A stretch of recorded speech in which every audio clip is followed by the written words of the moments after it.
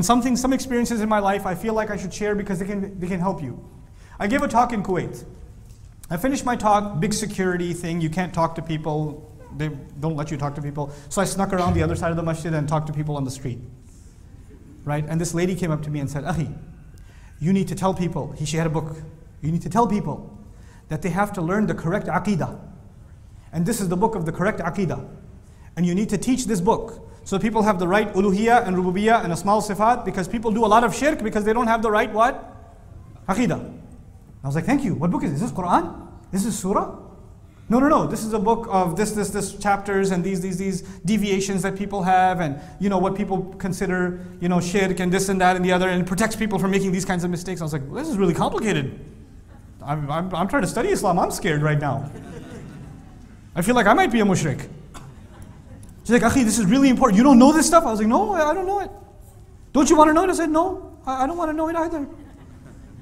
But don't you want to have the right Aqeedah? I was like, yeah, I do. So maybe I should find out where Allah talks about Aqeedah in the Quran. Let me find the ayah of Aqeedah. There isn't one. Because the word Aqeedah doesn't exist in the Quran. That word was that important, it would be where? So I have this really deviant idea, I'll tell you. It's a really crazy idea. I think the things Allah talks about are more important. I know that sounds blasphemous. And then I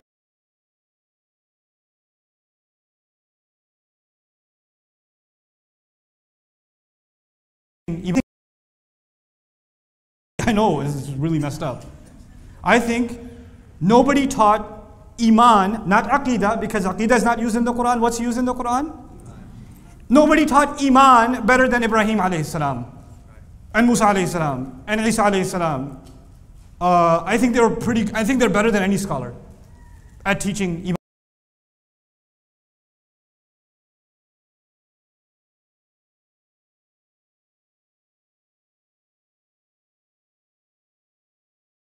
Prophets, my nation, follow the prophets, the ones who've been sent. And when I study Ibrahim alayhi salam, he just says the sun can't be God, the moon can't be God, the star can't be God. I turn my face towards the one who made everything.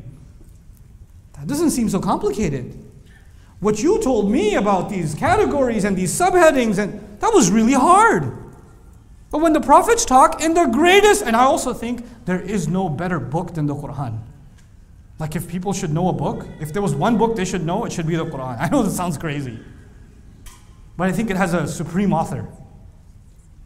And in that book, when he decides to teach you about faith, he doesn't get philosophical, he doesn't get abstract, he doesn't discuss deviant concepts, he's not interested in any of it. He just says, straightforward, something that a poet can understand, something a philosopher can understand, something a farmer can understand, something a programmer can understand, something I can understand. It's easy. Something any human being can understand. Why do we have to complicate this terminology? Why do we have to complicate this conversation?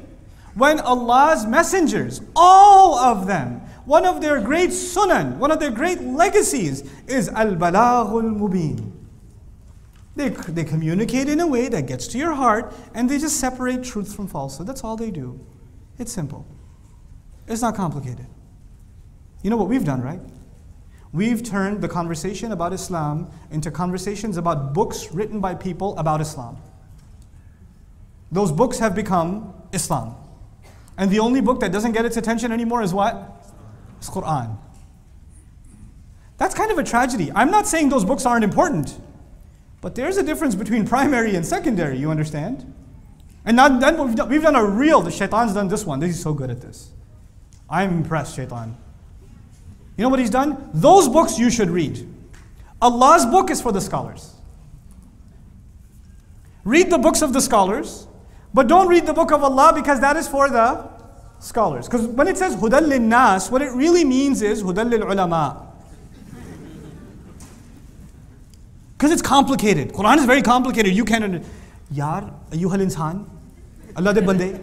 Quran is complicated. Quran is complicated. Jinns hear Quran and become Muslim. But passing by, they hear Quran and they become Muslim. And then they speak because they were so inspired. And Allah puts that in the Quran. And to you, Quran is complicated. Where did they get their degree before they speak about Quran? Where did they graduate from, these jinn? They can comment on the Quran, astaghfirullah al-azim. What kind of shaitan? He's a jinn, not a shaitan. You know? And then we're reading their speeches. We love distancing people from the word of Allah.